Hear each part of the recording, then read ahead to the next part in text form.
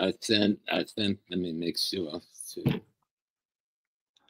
Alaafia, peace and blessings, peace and blessings. Welcome to another episode of the African Spirituality Experience. I am your host, Orisha Bami, and today we have another legend here on the African Spirituality Experience. We have none other than the world-renowned scholar, historian, master teacher, the Honorable Professor James Smalls. Alaafia, peace and blessings, Professor Smalls. How you doing? Alaafia, Baba, I'm doing good. Just trying to be. Yes, sir. Yes, sir. Let me see. It's been a lot since the last time we spoke. So first and foremost, I want to give gratitude and thanks for you taking the time to join us. And you know, the family is definitely looking forward to this. Can you hear me? Yes, sir. Okay, I thought I lost you. But yeah, so yeah, with that, bye-bye. We spoke last week, and you know, you was kind of letting me know how you felt in regards to this whole political debate. We was going to try to get it going before the election, but you know, as the schedule would have it, it didn't work out that way. But it's kind of good in the way I see it, because now we can kind of see what happened, who got in there, and then where do we go from here. So with that, bye-bye, how do you feel like this situation is going to unfold in the state of America with DT getting back in office? It's just white people. And Biden was just white people. Remember, Kamala Harris was the vice president. She was just sitting and waiting. Biden and his white men around him was the presidency. Right. And what we were dealing with, white male dominant. And what we're going to have is white male dominance now. So it's nothing much would have changed for us, the African community in America, even had Miss Harris got in. The only thing that might have changed is some of the stress of white racist antagonism may have been lessened. You know what I'm saying? Whereas now they'd be maybe more emboldened in the different institutions that affect our lives. Other than that, I can't imagine anything much would change unless we were prepared to change it, no matter who's in there at the presidency. Right now, we've spent last year close to $2 trillion with other than African people. We spend our money with the Arabs, who's classified as whites and who operate and act as whites and ally themselves with white Americans. We spend, you go to the stores we're shopping to, we're spending on white Latinos, who's classified in the census as white, who ally themselves with and identify themselves with white Americans. We spend our money with Asians, who are classified as whites, and who we spend our money with, and they ally themselves and support white Americans. So unless we're going to change that scenario, it doesn't matter who's president of the United States. All right? Because we are emboldening and financially empowering our enemies while we are pretending that we are people of color. They don't pretend. Asians know they're Asians. They don't give a damn about black folks as a general proposition. White Latinos know they are Latino whites, and they use that word Latino to identify themselves not with Africa, but with Spain, their whiteness, okay? And so, and white Americans, and when you want somebody to come fix your roof, here comes an Eastern European. You want somebody to do your plumbing, here comes an Eastern European. You want somebody to do your painting, here's somebody from Central America or South America. Neither one identify with us. They do not live in our community. They do not invest that money we give them in our community. They do not support any institutions in our community. So until we change that behavior on our part, it does not matter what party is in power or what individual is the president. I think that covers that. We can get to talk about some spiritual stuff now. Look, look, you ain't waste no time, because I was gonna go there. Before we dive in, hit the nail right on the head. Oh yeah, because I feel like that's the one thing that will give us the opportunity. to level the playing field, you know, and with that, Yeye Oya has been a very, very prominent topic on the show over the last maybe 4 to 6 weeks, the last month and a half or so, and especially in regards to us seeing the storms down here in the Southeast region, the storms here in Florida, the storms in Georgia, but also I've been seeing and feeling a lot of the energy in regards to transformation and just the power and the nature and the shift of consciousness elevating, and you know, the rebirth of things that's going on, things that are dying away and things that are, you know, being built and coming into fruition. So with that, Baba, how can we tap into Ifa, Isheshe, and African spirituality to kind of neutralize some of the things that we're dealing with as a people in the country? Okay, first thing, when you say Ifa, what are we talking about? What do we mean? What does Ifa mean? Because 99% of the people that just heard that word don't have a clue what Ifa means. Now, I'll tell you not to get you in any, put you in any trap or anything. My simple definition is the wisdom of the universe. You know, that's my simple definition for Ifa. The wisdom of the universe. You know, there's only one sun in the sky, right? It shines on everybody on the planet Earth, right? The Chinese don't have a Chinese sun, and the Europeans have a European sun, and the Latinos have a Latino sun, and the Africans have a African sun. There's only one sun. It does the same thing to everybody it shines on. So, sorry about that. And so when I say Ifa is the wisdom of the universe,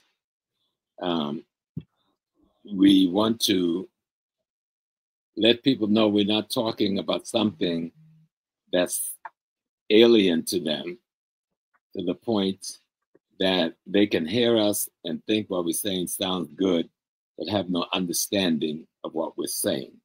So we explain to them that when we say Orisha, we're talking about the forces of nature that's within the human being, and is also in every living thing in nature, including the greater ecological, environmental space we live in. Okay? And so we want to make sure people understand what we're talking about so they don't feel alienated. And a lot of times when we talk about our spiritual system, the people are looking for a different way, but we do the terms without breaking it down for them, and then they get lost and alienated. So when I talk about God, I'm talking about the totality of the universe. When I talk about God, I'm talking about everything that exists at once.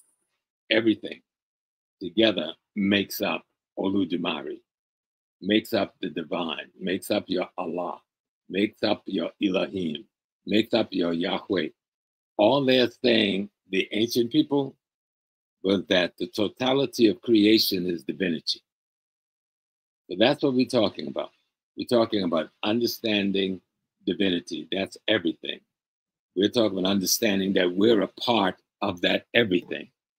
We're talking about the wisdom that governs that we call Ifa, the wisdom that governs how we breathe, how we walk, how we talk, how we ingest food, how we distribute different minerals to different parts of our body, how the different minerals are delineated in the earth by its relationship with the sunlight, and on and on and on and on. So we're talking about how to understand that nature, environment, ecology, and cosmology, the stars, the moons, the planets, the things we call the heavens, the Milky Way, how they all have a relationship. And in that relationship, we are their creation. For me, that's Ifa. I hope that was a nutshell, right? Now, how do we figure out, how do we make all of this work for us on a daily basis? The most fundamental thing in Ifa is your health. What you eat.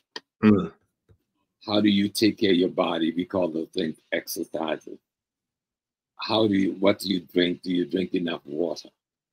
Then 70 to 80% of our body is water. Do we drink enough on a daily basis? Why is that important? Drinking water is as spiritual as meditating and praying, okay?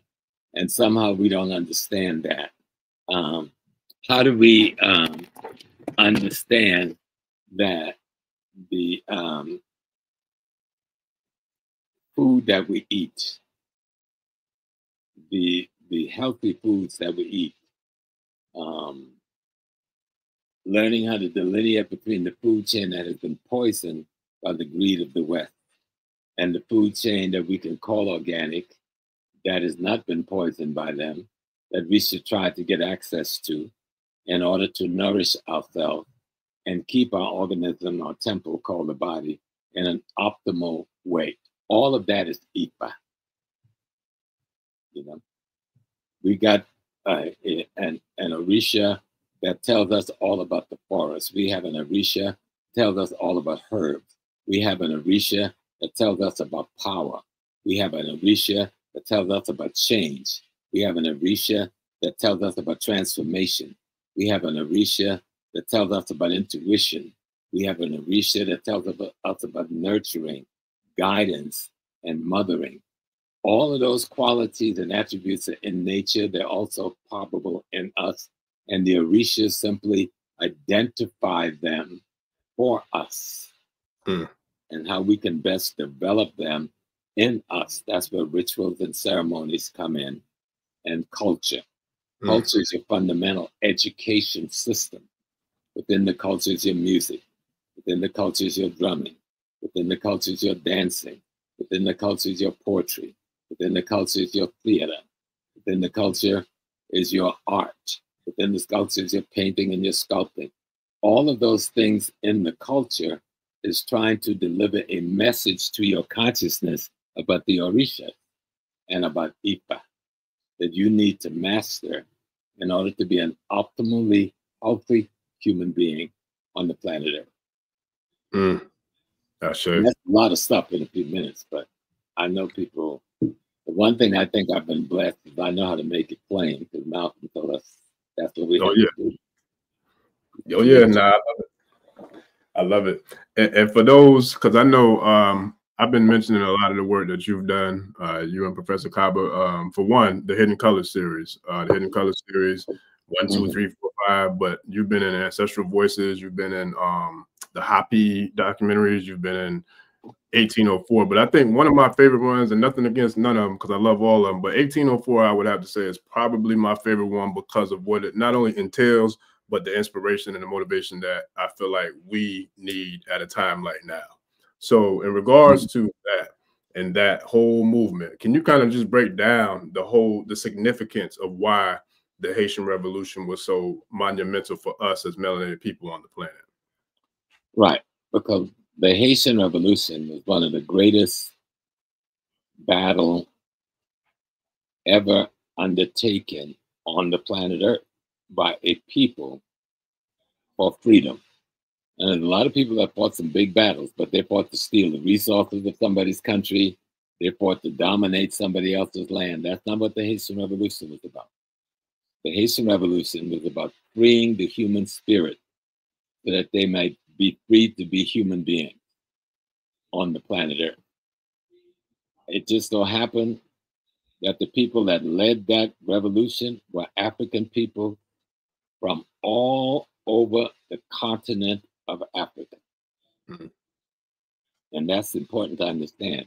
Haiti had people from Congo, Angola, Cameroon, Benin, Togo, Ghana, Nigeria, Sudan, Ethiopia, South Africa.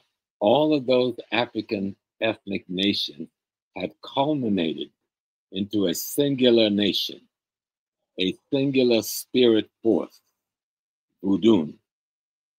You know, the meaning of Vudun, meaning the essence of the universe, or the essence of the divine in man. The essence of the universe, or the essence of the divine in the nature ecology that we live in. That's Vudun. I mean, partially, it's much more complex, but that's the simplest way to look at it. The essence of the divine in you. That's Vudun. Then you study what is the essence of the divine. That's when you must study the Loa, or what we call in the Yoruba, Orisha. or we call it Akan or Bosum, the quality and attributes of the universe that is alive in you and needs to be cultivated by you. If you don't cultivate a plant, it doesn't grow. So all of the orishas are in all of us, but you must know which one to cultivate to better you, given who you were born to be. That's right. So, so the Haitian Revolution unleashed freedom and brought the worldwide slavery institution to an end. The Haitian Revolution did that. Slavery in America ended because of the Haitian Revolution and what it unleashed.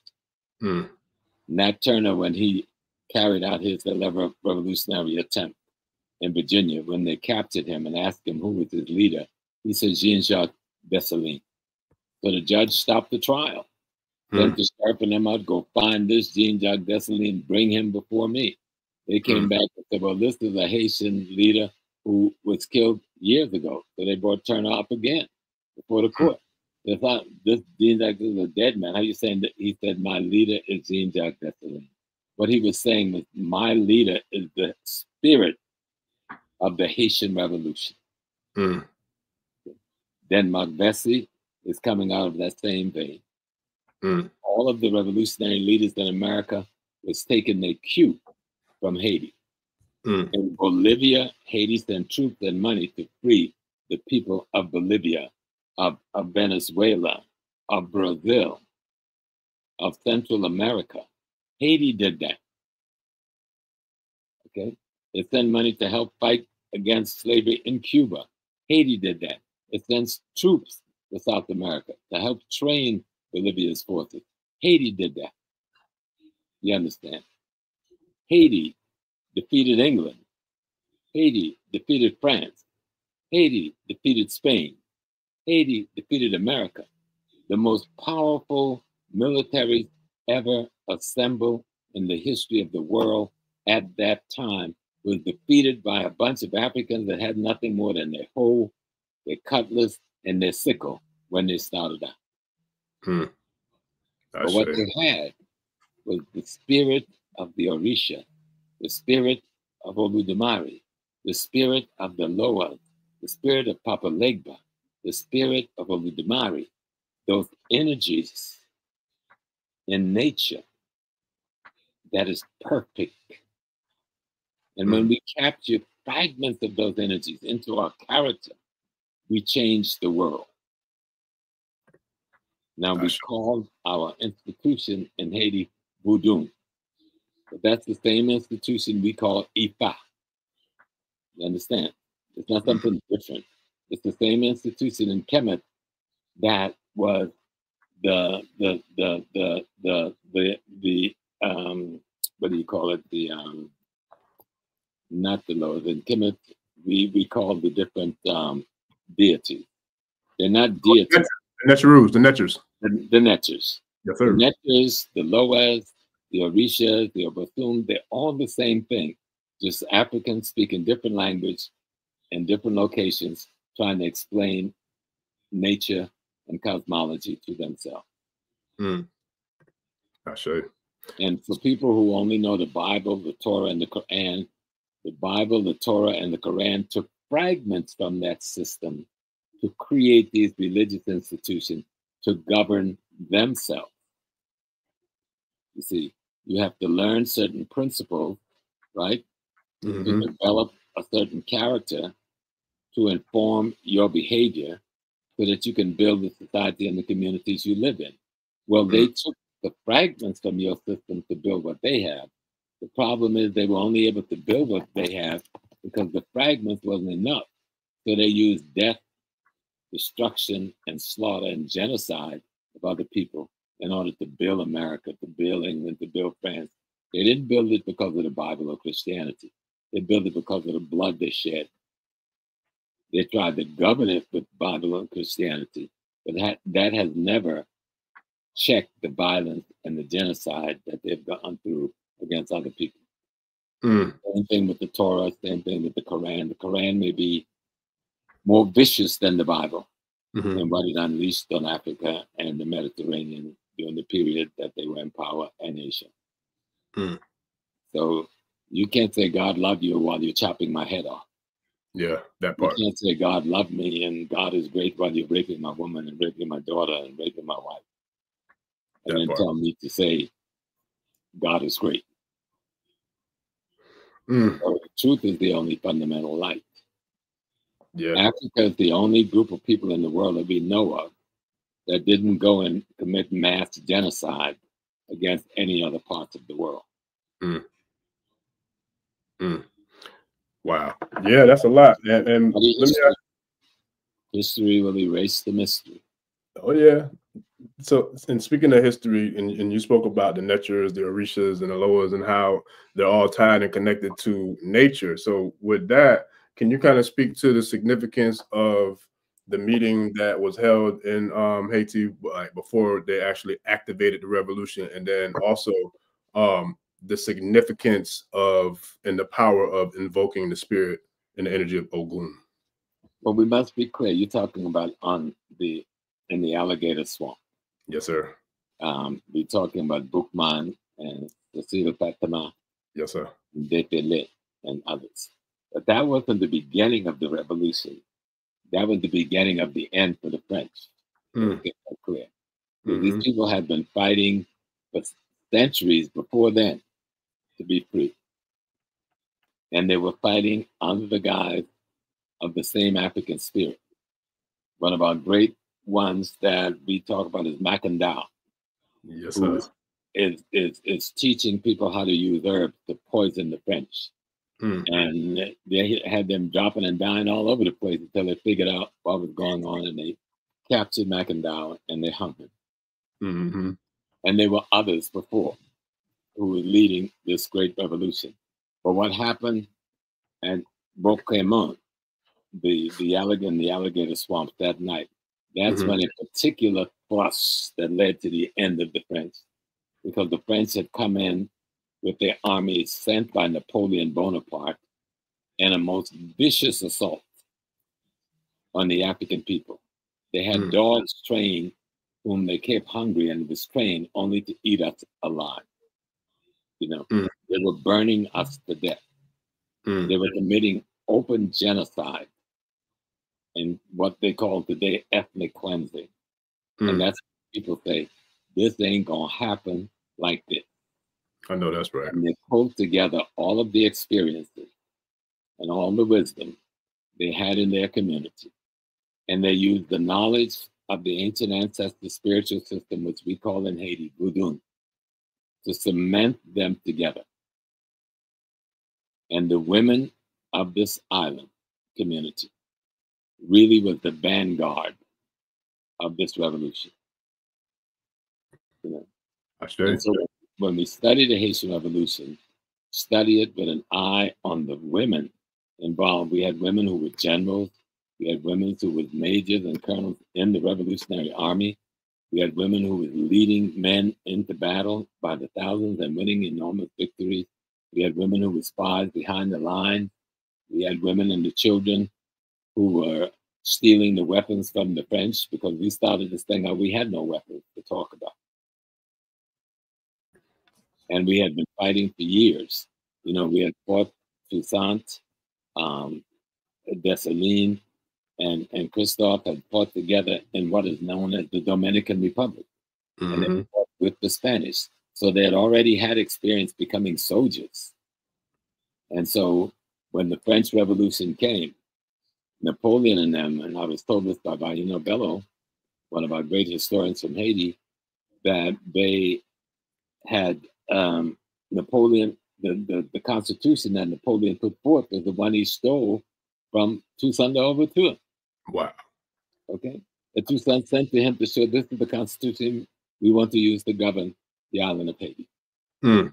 So we need to really study that history and see that the Haitian Revolution brought an end to slavery worldwide. It took nearly 100 years for the process to be completed. But the genesis of the tumbling, of the domino effect of the tumbling of slavery across the world started with the victory by the people of Haiti. Sure. And them sharing their wealth and their revolution with the rest of the world.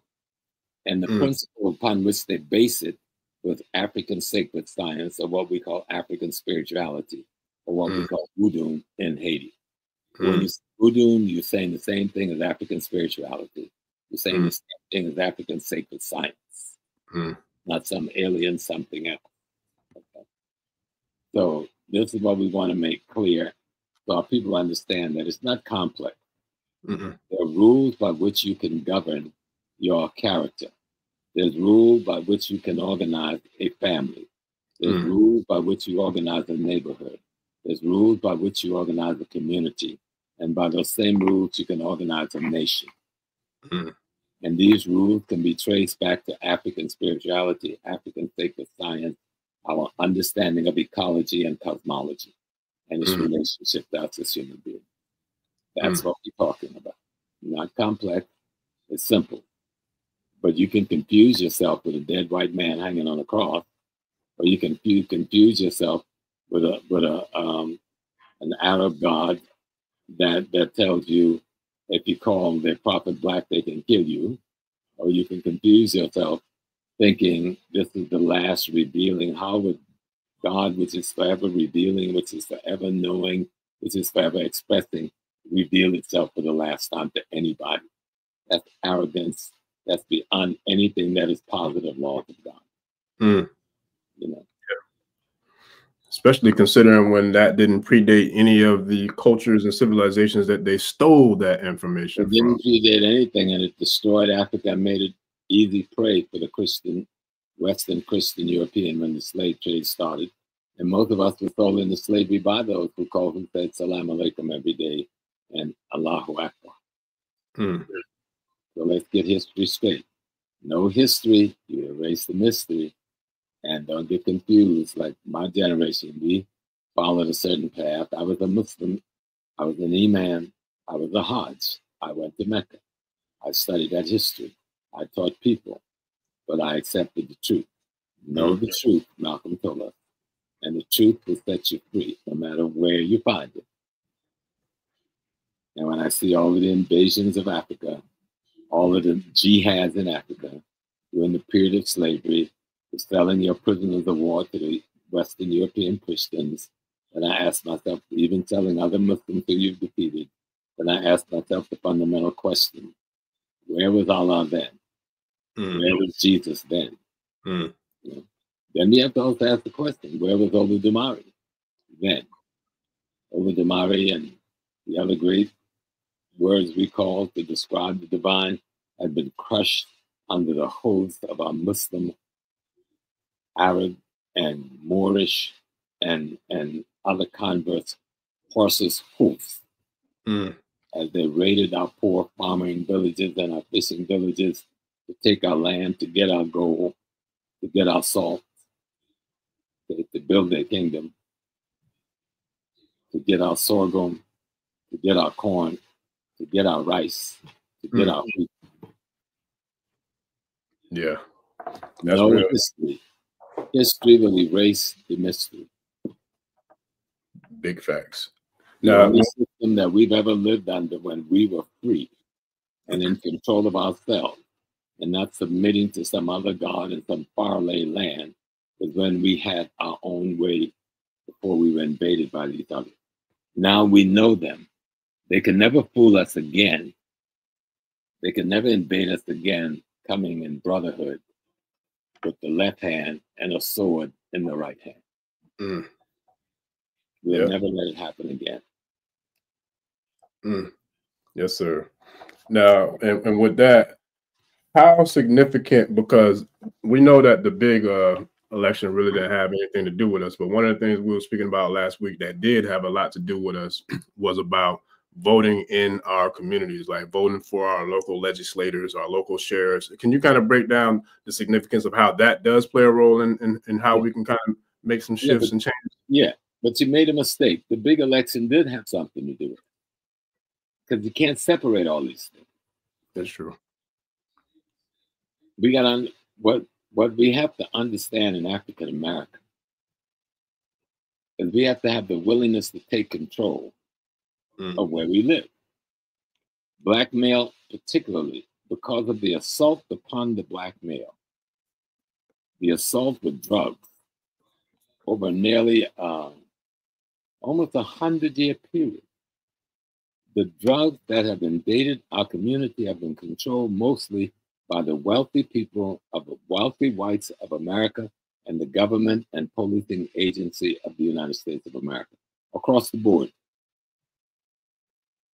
drugs was used as a weapon of war against the African American community for decades upon decades upon decades. And then the prison was used as a way to maintain slavery, starting with the end of the Civil War. Slavery did not end with the Civil War. Slavery is still going on in America now. We reduced it considerably in the 1960s. They called slavery Jim Crow. It was still as bad as slavery as it was when you had the shackle on your hand, another 100+ years.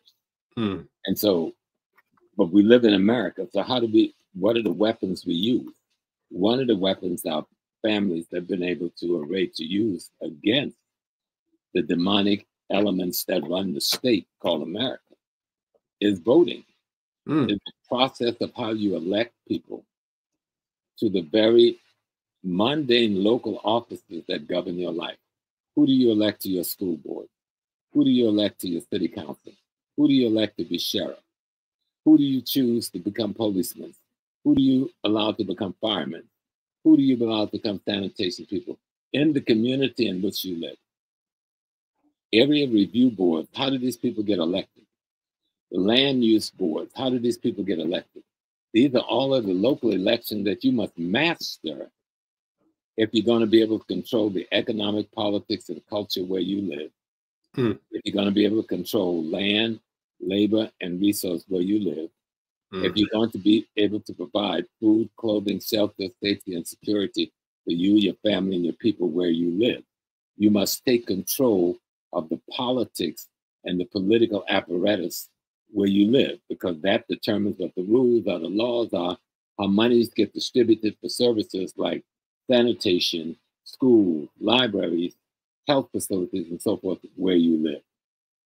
If you leave that to other people, then you're just their slave. You're just the neighborhood and some other people's community. And most African American communities are nothing more than not communities. They're neighborhood and white community, Arab community, Latino community, and Asian communities. Because the community belongs to the people who control the economic, politics, and culture. And if you're not controlling the economic, the politics, and culture where you live, that is not your community. You're just a neighborhood in somebody else's community. And you're not going to understand how to do this unless you master knowledge of the political system. For those running around saying, I don't need to vote, voting isn't important. Well, this is not, and those are saying socialism is the way, that's fine, but this is not a socialist society. How do you eat now? How do you sleep now? How do you get housing now? How do you get food now? We've been putting this off for the longest, waiting for the Savior to come and save us. Either the Marxist Savior, the Christian Savior, the Muslim Savior, and none of them have come to save us. Let's try the practical Savior. Master how this thing works ourselves and dominate it where we live, and then we can create any kind of socialism we want. Yeah. Communal, collective, and cooperative can happen anywhere in the world. You make it happen. But you've got to control that environment where it's going to happen. And in America right now, there's only one way to control that environment, is to control the politics at the most local level and expand out to the state and national level. Because what happened day before yesterday was simply white people voting white. White America was not going to tolerate having a black woman as president of the United States before there was a white woman president. Okay? White men was not going to tolerate having a woman or another black as president. So this race was, and the way the vote went, had more to do with race than it had to do with economics, than it had to do with abortion, than it had to do with any of those things. It was primarily about race. And nobody is talking about race. There's not a single news commentator is talking about what effect did race have on what occurred yesterday. Let me ask you this, Professor Small, because I've been hearing this, and I don't talk politics. And it's funny, I had a conversation, a personal conversation about all that. I'm like, look, I don't talk that. I don't pay attention to it like that. I try to pay attention to it to enough to where I know what's going on. But at the end of the day, you know, I feel like what's going to happen is going to happen regardless. But there's one thing that I've been hearing that I want to get your take on it, because I feel like you're somebody who I know will probably have a lot better answer than a lot of other people that I've been hearing it from. But there's a lot of people saying that Kamala is not black. They're saying that she's something else. What makes you black and they'll make Kamala black with your light skin? That's what I'm asking you. I want to know if I'm flipping it back on you. You ain't that much darker than Kamala. If we're going to talk about people being black, neither you and I would be considered black if we use black, blue Africa as a term for black. Then who the hell are you and I? Yeah. Okay. Yeah. Kamala Harris, we got more. George Washington Carver, well, not Carver, I'm sorry. Booker T. Washington was lighter than Kamala. Oh, yeah, Professor Carver, yeah. W.B. Du Bois was lighter than Kamala. Langston Hughes was about as light as Kamala. So what are we talking about? Skin tone? Or if you're talking about the fact that her father was from Jamaica, but the father's father was also a white Canadian. But Pamela was from the Tamil people of India, who's a part of the Dalit people, and they're blacker than most people in Africa. So what makes her black? Melanin. She grew up in Oakland in a black community, went to a black Baptist church, was raised by black people in the black civil rights movement, where her mother was a full participant. Kamala Harris was more black than most of the people who were criticizing her. What black men with their little, some of them with their weak self, can't understand why she married that white man. They should fundamentally ask the question, have you prepared yourself to be in place so the Kamala Harris of our community can marry your ass? You know, you want to play the white man. Why would I take the counterfeit when I can get the authentic thing if I'm a Kamala Harris? You out there playing the white man, or are you playing the black man? You only play the black man when somebody brings the question of whether somebody else is a white or black or not. But I'm asking the black man, where's the black African movement that you're a part of? All of those who criticizing Kamala, what black organization you belong to? What black movement are you a part of? What black culture and environment you trying to bring in place in the black community? You know? That part. Yeah. So there are people in India, in the community, and I know because my wife's family come from India on her mother's side. Her grandfather was an African, her mother was East Indian, you know, and I know a lot about that family, but working with Nonko Rashidi, I got to learn a lot about the Tamil community and the Dalit community over the decades working with him in India. There's almost as many Indians, there's more black, nappy-headed, black-skinned Africans in India than there is in the United States. Wow. All the Caribbean islands combined. So what are you talking about? You've heard Kamala said her mother spoke Tamil. Who are the Tamil people? Have you gone to study them? They're blacker than most people in America. We come with our all browned up, mixed up self questioning whether somebody's black. Now, when did we come up with the degree scale that determines blackness? What's the degree scale? You know? Yeah. We accept that as primary. Any group that mixes with us becomes lesser than us. We are the primary element. Facts. If you mix with us, you are black, and we are primary. We are proficient, you are deficient. Even white folks don't know what they're saying, but they're stupid selves. They're superior. One drop of your blood makes you the owner of that being. Yeah. But he's telling you, you're superior to me. And we're looking at it, ducking our heads because we ain't paying attention. Yeah. You know? Look, that's why I don't talk on things I don't know. And I hear people criticizing Ms. Harris's. They take 2 cases out of 1,000 cases that she worked in California trying to raise it up about some woman on welfare and some brother sent to prison. Every dope dealing Negro should have been sent to prison and had their hands cut off. Okay? Every one. When you count the men, the black men and women that died from black men dealing dope, they killed more black men and women than the Ku Klux Klan has ever killed. And you crying about somebody send some of your sick behinds to prison, they should have thrown away the keys. But instead, you know what she did? She created a program for black men that cut black recidivism while she was in the district attorney office by almost 90%. Would they brag about that? Yeah. And she took more black men out of jail than she put in jail. And she didn't put them in jail. They put themselves in jail because she was the DA. Her job was to lock their ass up when they broke the law. Wow. You know what? I was listening to one of our podcasts from years ago. I think it was about maybe 4 or 5 years ago. And you were still spitting heat, but you were talking about how education plays a significant role in regards to our community as well. And in that particular piece of the podcast, I remember you saying, like, it wasn't, you know, the children and how they grow up to become, you know, more of a liability to the community than an asset because of the things that they do, the crimes and the nature. But you was also in that education. Right. If you become an enemy to the community, it doesn't matter whether you look to the community or not. We cry about the police murders of black people. We kill 10 times as many of our own people than any police ever killed in any given year. But still, we want Mookie and Dookie to get out of jail after they done kill John and Paul. Over what? Yeah. What do you see as a viable solution for us to kind of to pour into our young kings and queens to kind of shift the mindset, to shift the history of African people, teach the truth to the children, teach the history. If you don't teach your children history, you can't even have a conversation with them because they're not your children. They're whoever history dominates their consciousness. That history gives them their values, their interests, and their principles.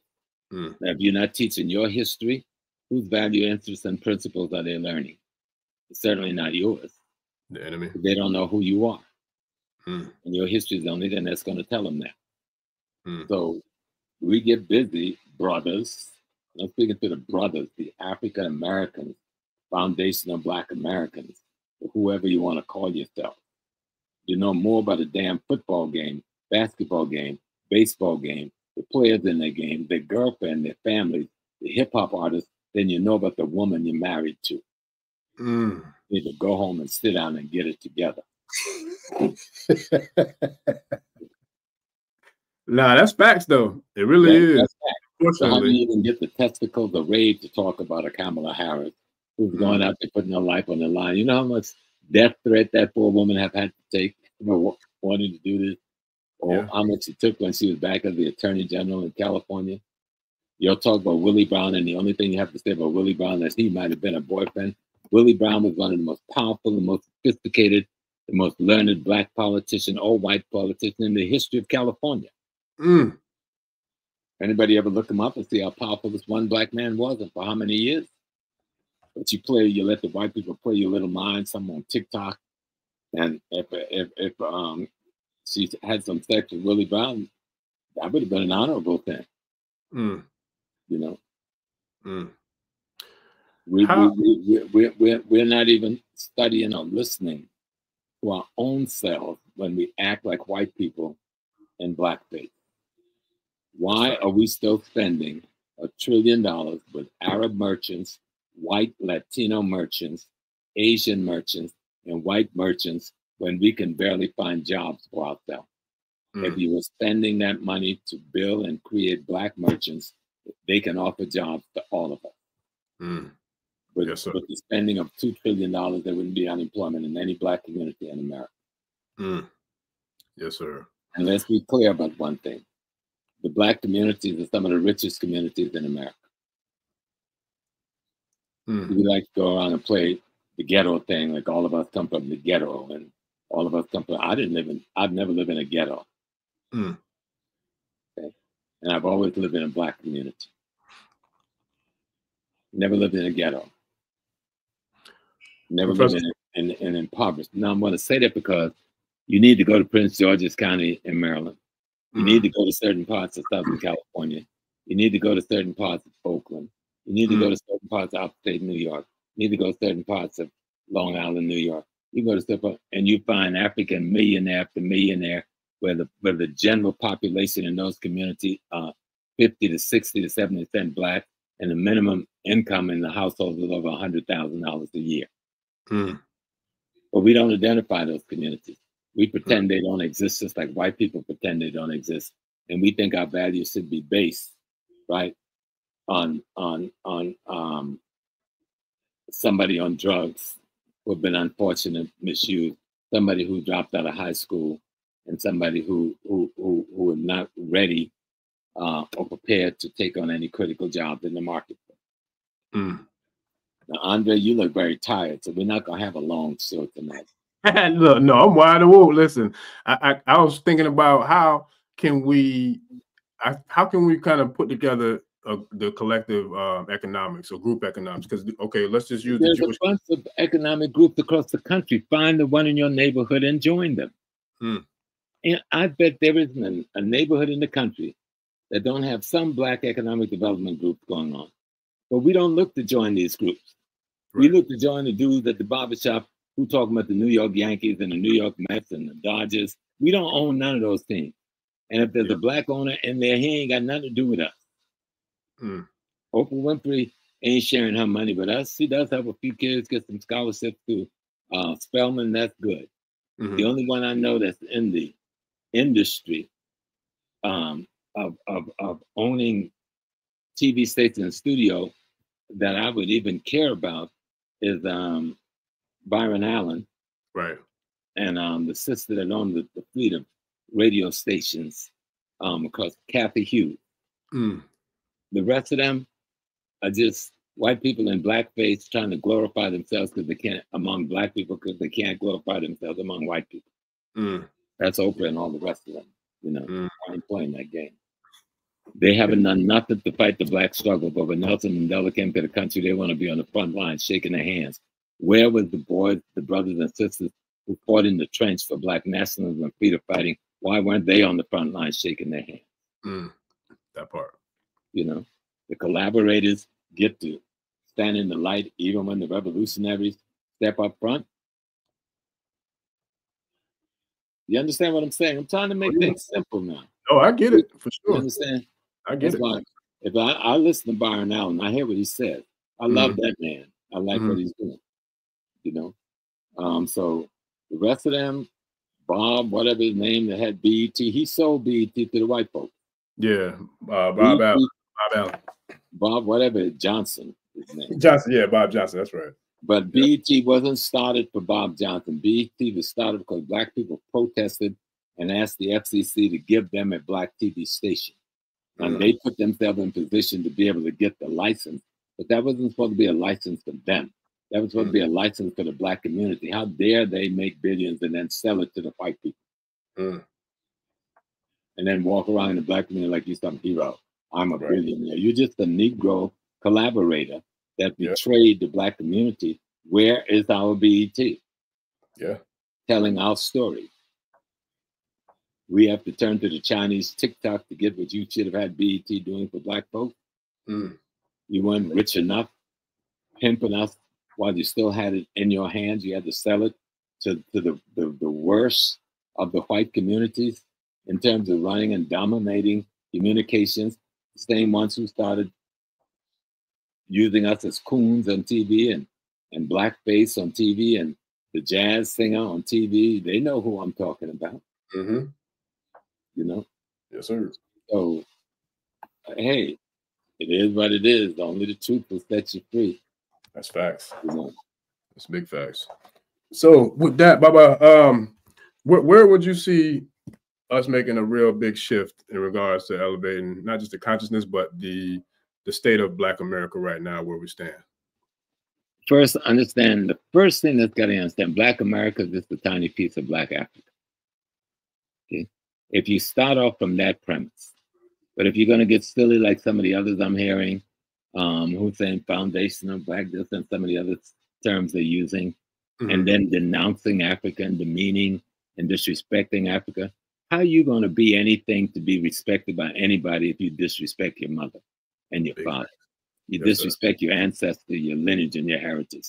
And then because you got a TV platform, you can make a little name for yourself, cussing out one another on the internet, and getting the most ignorant, backwards, uninformed people to applaud you, and then think you're something worthy of anything other than the stupid little collaborators you are unconsciously. Let me back up off of that and let that be what. No, you good. Hey, listen, I told you I want all the smoke. Tell the truth, because that's what we want. We want all the smoke. People don't understand what they're doing. Then they'll ask people like me to come and walk along with them. And when you tell them, I'll walk with you if what you're doing is right, and when you look and see what they're doing is not right and stop walking with them, they go into wonderment. You know, Africa is what it is. It is what we come out of. You know, and then what goes for the Africans who were recently from the continent, if you didn't stop being African when you voluntarily abandoned our mother, how did I stop being African when I was forcefully ripped away and genocided from my mother? Yeah. And so you need to get your shit straight on the continent too. Yes, you don't own that continent. That's mine. And I'll come back. I'll even help the white man take it from me if I have to. If you understand you ain't supposed to give it to me, share it with me. We need to be clear. We don't need to apologize to nobody. We didn't sell ourselves into slavery. No, sir. We have to apologize to anybody. 500 years of genocidal warfare. We've been fighting this cracker for 500 years. I only know one occasion where anybody from Africa has come for us. And that was Chief Sam out of Ghana. Haile Selassie did offer us land if we would come back. Ghana offered us land if we would come back. In recent time. But in 500 years, how many African governments told the American government, leave my people alone? How many? But we know that they're not really African governments. These are colonial collaborators. Yes, sir. These are imperialists. I don't want to call them by the name they should be called. They're colonial collaborators and traders. And the same thing here in America. Black politicians, most of them, not all of them, but most of them that we've elected to Congress are nothing more than hustlers and collaborators. Yes, sir. And that's our fault, because we should give the pimp, the hustler, and the collaborator one term. And if you don't serve us in that one term, we vote your ass out in the next term. Not saying I'm not going to vote. Then who's going to be governing your community? It's like the brother saying, well, I ain't coming, I'm not going to become the pig. So you'd rather the Ku Klux Klan be your policeman? Yeah. Because you don't have the courage to see if you can become a cop? That part. But you want to run around the community pretending you can shoot a gun, shooting up our women and children in the middle of the streets year round across the country. Yeah, warring against the wrong enemy. Yeah. So, speaking of, and I tell black men, you want to become men? Every black man getting out of high school, I would even go to college. The kid that's going to college are coming back as trader and collaborators, 90% of them, whether they're meant to be or not. Join the American military and come back home and become the policemen and the National Guard and the firemen in your community. You think that's a bad path? Show me another path that you outlined for you to take them. You show me another path that's going to get all these white boys out of our community as our policemen and state troopers. You'd rather sit back, give the guns to your enemy, the legal guns. Give the guns to the Ku Klux Klan and the racists and the white supremacists, then cry when one of them blow your silly brains out. Because you've given them the guns and given them the authority and given them the right, because you say you don't want to be that. And you tell me in what country in the world that makes any sense, except in the black community of North America. Yeah. I'm not going to fight for them. Well, who are you fighting for? Look at the statistics on how many blacks is killed in the black community around the United States in the last 10 years by black hands. Who are you fighting then? How many white men came in our community and raped our women? This you raping our women. Who you fighting? How many people have walked away and left their children abandoned? Some because you ain't got no job or no money. Well, if you don't have no job and no money, become a policeman, become a fireman, become a sanitation man. Make some money then. If that's the way you want to look at making money. But you're not going to do that unless you're willing to step up to the game. But you'd rather walk around your community, let the Klan run the police department, let the white supremacists run the police department, let the neo-Nazi run the police department, let the racists run the police department, and you walk around talking about yelling at a man with a gun at your head and think you're being brave. You're being stupid, about to get your brains blown out. You think there's something brave about being stupid? No, sir. Speaking of Africa, Let's back up on that a little bit more. Okay. If you live in a community, you should run that community. And you need to say, what makes up a community? The fire department, police department, the board of education, sanitation department, the water department, okay, the health department, okay, and more. But if you're not running those things, who is running them? People, white people who don't live in your community is running all these things in your community, and you sit back calling yourself a man? What kind of man? What kind of man? Only thing you running is the conversation on the baseball game, the football game, who screwed who last night, who messing with who woman, who just dropped a new album on hip hop, who just said the F word or the B word or the MF word the most or the loudest. And then you call it that your culture. Don't even have a clue how to spell the word culture or what a culture really is or what culture does. So let's get responsible. We said we love our women and our children, then let's protect them. And you can't protect them if you don't get control of the community you live in. You can't protect them unless you become the policeman. You can't protect them unless you dominate in the National Guard in your community. You can't protect them unless you're willing to become the state trooper. You can't protect them unless you're willing to be the fireman. You can't protect them unless you're controlling the education in the community you live in. That's how you protect your family. And you can't provide food, clothing, shelter, safety if you're spending a little bit of money you and your family is making with Arabs, with white Latinos, and notice I'm saying the difference between black Latinos and white Latinos, right? Oh, yeah. White Latinos, Arabs, Asians, and white folks running in the store because they smile with you. Hell, if you were paying me $100,000, $300,000, I would smile at your stupid self too. Yeah, I'll hold a conversation with you and make you feel important with some uneducated imbecile behind a cash register who wouldn't piss on you if you were on fire. It's holding a conversation with that. Yes, sir. Yeah, this the energy you had the other day when we was talking. I was like, it's real. Nah, I know. We can talk about Miss Kamala Harris is not black. At least Miss Kamala Harris has put her ass out there to try to make a difference. Where's your ass? Yeah. Sitting where? Doing what? Yeah. How are you determining? We only got about 40, 50 healthy years to live and we die. Then we leave children and grandchildren here. How are you going to determine in that 40, 50 years how better their lives are going to be? Facts. That's real. I went to a beautiful setting last night, right? I was hanging out with the Wu-Tang Clan. Yeah. Right? I was trying to some bad brothers, right? Oh, yeah. Look, my cousin told me to give a message to you. I'll tell you later. Okay. He was down there last night? Nah, he lived down this way, but I told him, you know, what you was doing, who you was doing it with, and he loved the Wu. So he asked me something, but I'll do it off air. Okay. Yeah. So, you know, we had a good time. You know, we had a good time. They were screening a new movie that they've got and a major concert that Wu-Tang did in Red Rock Canyon Amphitheater in Colorado. But what was significant about it, they were backed by a full orchestra. Wow, that's what's up. While they're playing to a live audience.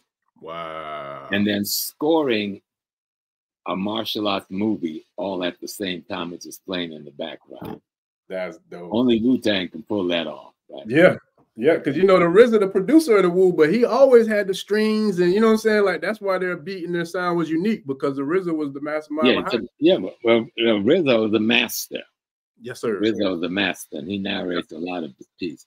Last night, and you know, Papa Wu, like he was my son. God bless his soul. You know, I go back to the Bubadika Sonny Carson in the days when Wu Clan was just starting. Yes, and we were like intermediary trying to work with these youngsters in Brooklyn. That's part of my background. People don't know when I'm walking the streets with a Bubadika and them in the morning, making sure the sidewalks and Fulton was clean. Oh yeah. Or somebody gonna be in trouble. You know what I mean? Yeah. So, yeah. Look, I gotta put up all the old interviews. That's right. When we roll up in the neighborhood, if you got a crack house, you better close the door and lock it down. We're gonna kick the door down. Yes, sir. Black man against crack. Bubadika Sonny Carson. You know, Alambe Brat. Yes, sir. Brother Alim. Brother Ali. Brother Rashid. Brother Muhammad. Yes, sir. You know, we didn't make the big news with all of that, but there we were. Yeah. Okay, this is when Wu was giving birth to his stuff. Yeah. It was fantastic. I saw a lot of the old heads I hadn't seen. I think I'm the OGs. I saw some other OGs out there last night too. You know, many of them, because I knew God allowed a father. And so many, you know, most of the people in Wu-Tang comes from the 5% nation of God on earth. And so it was just cool being in that environment. You know? Yeah. I can say that a lot of brothers there last night was my people. Oh, yeah. They legends too. Oh, yeah, absolutely. Global legends. Piece is a fantastic piece. And then there's a new piece that they're coming out with called Killer Hill, talking about the projects they grew up in and the death of one of their very close friends, what led to that death in the community based on how we behave in our community, one towards the other. The lack of true love, because we're trying to interpret white love as being love when it shows it's not love. It only leads us to killing ourselves instead of learning what African love is. But the white man has made us resent Africa, that we are ashamed of being what our mother was, what our father was, because the devil has made us resent it, afraid of it. All I've ever wanted to be was black. Yes, and sir. Be African. I remember when I was 20, just turned 21, I wanted a dashiki. The fad for dashiki was just starting. And my mama thought, I'll make you a dashiki. So she went in the kitchen and she took her kitchen curtains down. The ones that had the little teapot and the saucer and the cup on it. And she cut them out and made her son a dashiki. So I was walking on with my dashiki with the teacup, the coffee cup, you know what I'm saying? But I had a dashiki. And my mama, today is her birthday. And so me and my brother and them were celebrating her birthday today, calling each other around the country. She's an extraordinary African queen. Yes, sir. Who raised an extraordinary African family. Yes, sir. I couldn't have done any of the things I did in the early age with Malcolm's organization, with the party, with the Liberation Army, without my mother. Yes, sir. Role in the movement, in the streets, with Queen Mother Moore, with Malcolm's sister Ella Collins. That's who she ran with. That's who she worked with. There was no demonstration that old lady didn't make. Dr. King marched against the war. She took off from work to make sure she was in that crowd. She probably couldn't even see Dr. King way down there on 42nd Street, but she was in that crowd. When they went to Washington in '63 in the March in Washington, she was on that bus. Wow. So, that's Professor Small, do you know a brother named Mukasa Dada? Brother Mukasa? Yeah. Down in DC? He's in Atlanta now. Yeah, I know Mukasa. Listen, me and him, we getting it in tomorrow, but it's funny because he was talking about, well, you know his history. He was part of the Panther Party and best friend with Stokely and all that. So, man, listen, I can't wait. I was telling him, you might be watching because I was telling him I had you on tonight. I was like, look, I got two freedom fighting legends back to back going on. That's a brother with straight up credentials, never missed a day at work. Mukasa. You know, never missed a day at work. And you got to respect him. Every black child in America should know him. Instead, we know who the football player was and who the quarterback is and who hit the home runs, but we don't know who Mukasa is. Listen, they're about to find out. This channel gonna know who he is. Okay. That's what your job is. Yes, sir. To let the world know. So we come back to what do we do now? What we do is begin to inform ourselves. See, all this technology out here, we've lost any excuse. Because you can flip on YouTube. I told my daughter today, I asked my granddaughter something about Kim and she didn't know it, so I jump on her mama. You understand? There's no reason why my granddaughter don't know these certain things. Y'all got YouTube, you got one of them smart TV, yeah, but you got YouTube, yeah. And I have been watching you, Daddy. Well, I want you to watch Dr. Ben, watch Dr. Clark, watch Francis Weldon. They're all on there. Yes, sir. So take advantage of what this demon has put together with technology that we gave him, right? And use this. The kids can't go out to the lecture the first world like I used to do. So use that YouTube and have them watch, you know, Heavy is the Crown. Yes, I forgot about that. The best piece I did on spirituality. You know, Brother Seven, Seven. Brother Amadeus Christ. Amadeus Christ. Yeah, his company is Seven. Yeah, Snake, you know. Yep. So, also watch the piece we did on Haiti that you were just talking about. 1804. 1804. Hidden Colors. That's an extraordinary piece to show you what the Haitian Revolution did, what the implications of. And I've been to Haiti multiple times, and I've been up in the mountains in the Citadel, and I've rode that bus from Port-au-Prince to oh God, where we have to go in order to get to the palace. And you look like you're only 3 feet from the edge of those cliffs that dropped into oblivion. So I just used to lay back on the bus and go to sleep and say, well, if God bring me on the other side, then I'm fine. But I remember when Marima came back and said to Notre James, if I'd have known that, I never would have got on that bus. I'll never do that again. But no, we have to begin to, as Black men, call meetings of our close friends and meet in one another's living room and start raising the question. First, how do we start study classes in our homes for our family and our children to teach our history, our culture, and the politics at least once a month?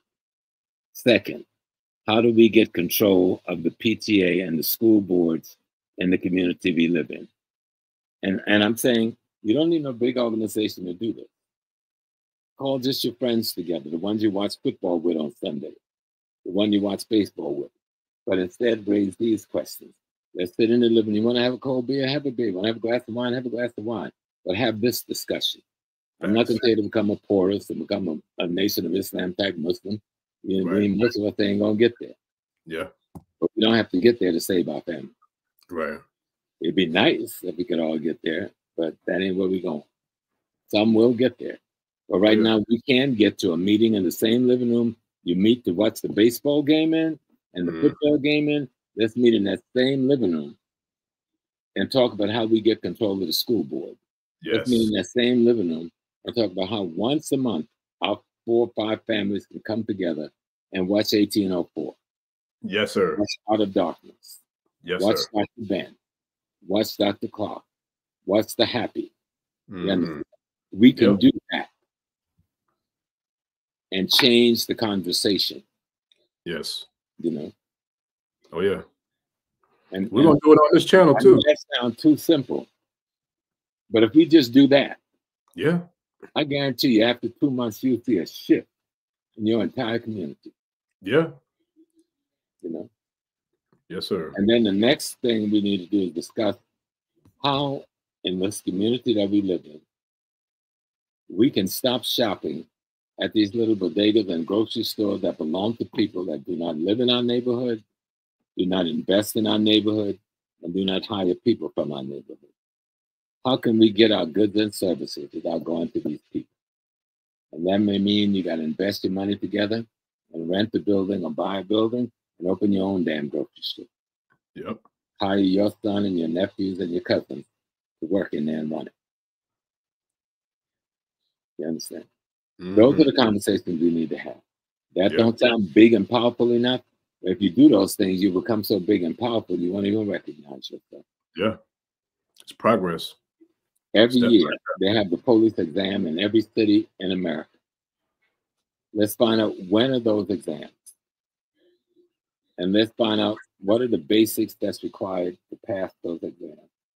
and you can go to Barnes and Noble and buy those civil service tests and get our young men and young women in a room once a month or every other week and get them to study these tests and then send them down there in droves to pass these policeman tests and fireman tests and corrections officer tests. Mm. And Yes, if they try to push them out by coming up with what they call the psychological, that is the interview by some cracker. And then they'll say, oh, but you're not, even though you passed the physical, you passed the written, you failed the psychological. Then you challenge them in the courtroom. Mm. And I guarantee you'll win every time. Mm. Yeah. That's what I'm recommending. If you're not bold enough to go in the Army, you think that's too far for you. You're too cowardice to handle it. Please, I get it. Okay? Let's find another pathway then. Yeah. Go to Barnes and Noble, buy those books on the civil service exam, and then you go sit in your living room, and you and your ball watching brothers, right? Y'all who talk and know everything about baseball, football, basketball. Y'all bring your nieces, your nephews, and your cousins, kids, and everybody in there, and once or twice a month, and teach them how to pass these tests. Mm. So when time for the police tests come up, you can send 10 or 15 kids there. And if we did that from every community in a year, 2-3 years, we'll control most of the police forces in our community. And yes, you're going to get some bad apples who are going to do what those brothers in Atlanta did, but we'll weed out the bad apples. Yeah, like backing down. I'd rather weed out the bad black apples than to have to be bowing down and kissing the feet of a bunch of Ku Klux Klan crackers. We let them control the police where we live. Mm. Mm. Yes, sir. That's the reality. Everything else we could be lying to ourselves. And because you have a friend who's white, that don't mean you're supposed to hate your friend. I ain't trying to tell you give up your white friend. You know what I'm saying? I got some white friends, really beautiful people. I'd even die for a few of them. Yeah, I got a couple. All right, like that.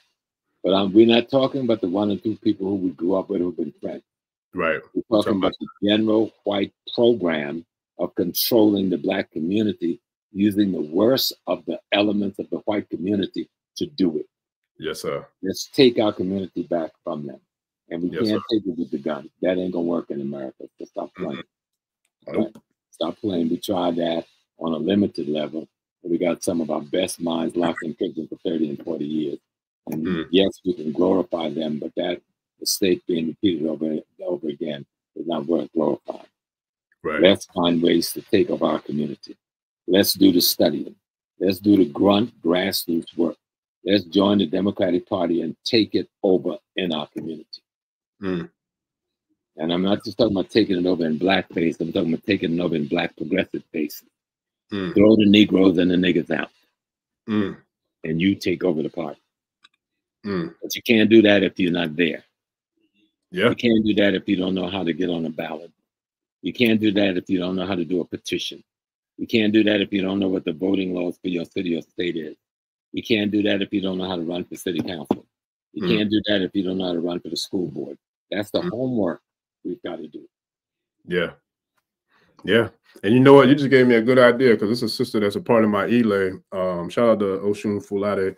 She's doing phenomenal work in the community. Rallies, voting party, everything. So it's like I'm gonna get her on here. So I'm gonna try to get her on here as well to speak about how to get us into those positions and into those roles, because I know for a fact she's doing great work, doing that now.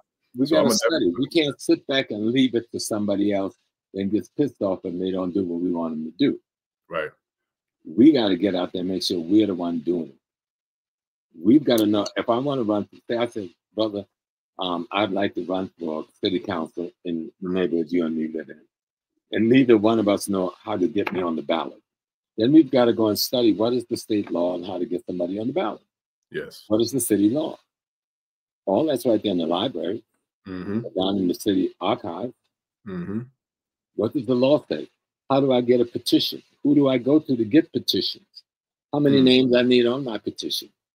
What are the laws and rules that govern how petitions are signed so that we have the signatures right? And we hear all these things about signatures, this and this. There's a bunch of rules that govern all of this stuff. Yes. We don't want to know them because we're too busy talking about who Jay-Z is trying to see on the side because he's tired of little sister. We get more up into that. Then we get into how do I make this a better world so my daughter will not get raped tomorrow, so my wife will not get murdered on the way to work. Facts. You know what I'm saying? Oh yeah. Let's stop talking the yada yada yada. Common or black or white. You didn't ask if Trump was black or white. Right. And yet you were going to pose him as an option, but whether he was black or white was not a criteria. But you made that a criteria for the woman. So, yeah. Know the truth, and the truth will set you free. Yes, sir. Learn your history and you'll erase the white man's mystery. You know? And we got to be willing to do both. Learn that truth, erase the history. The same meeting we're having, watch a basketball game. That's cool. Yeah. I like LeBron and a few of the others. I only know about 2 names. But I ain't into sports like that. They want to give me some money. But I'm not being more. If I want to get emotionally jerk around, let me find some beautiful black woman to do that. Not some big old dude running up and down a basketball court. I ain't there like that. You know? No, that's right. So, but after you watch the basketball game, break out LeBron Bennett's Shaping of Black America. So now we're gonna go into this. Yes, sir. Bring the beer. Bring another round of cold beers. Because now we're gonna discuss Ivan Van Sertima, that came before Columbus. Yeah. Right. Look. And look, I was going to bring this in because with the significance of the number 9, you know, being connected to Yeah or Yeah. What about Brother Neely Fuller's work, the code? Yeah, I got that one sitting right here about the 9 principles of the Brother Neely Fuller's the compensatory counter racism code. It talks about the 9 elements. Who Sister Francis Welding studied on that quote frequently. Yes. In her lectures. Yes, sir. Yep. And I got to meet Brother Neely a few years ago. I was touring the National Museum with Brother Tony Browder, and he was there. And that's what's we up. Met each other many, many years ago, but at that time I hadn't seen him like 20, 30 years. And he was still as sharp as a tack. How old is he now? He's an elder, right? Got to be in his late 80s. Wow. He was in his 80s when I saw him at the museum. Wow. And that was about 4 or 5 years ago. Yeah, you got some powerful work, man. Powerful. No, but you're not gonna. People talk, well, I'm black. What makes you black besides the conversation? Right. What is the black culture you're talking about? What is the black value? What is the black spiritual institution you're talking about? What is the black history you're talking about? Teach that to yourself and your children, so when they say I'm black, they know what it is they're making a reference to. Facts. You got a child going and saying I'm black, and sitting in the school feeling inferior to everybody that's in the classroom. Because the only thing that they can say about being black is to say, I'm black. Past that, they know nothing about their history, nothing about their culture, nothing about their value systems, nothing about their spirituality, nothing about what their relationship to one another should be. Well, they see other kids functioning within their cultural orbs. Our child is sitting there by themselves feeling inferior because you haven't given them anything other than to say, I'm black. That's facts. Big facts.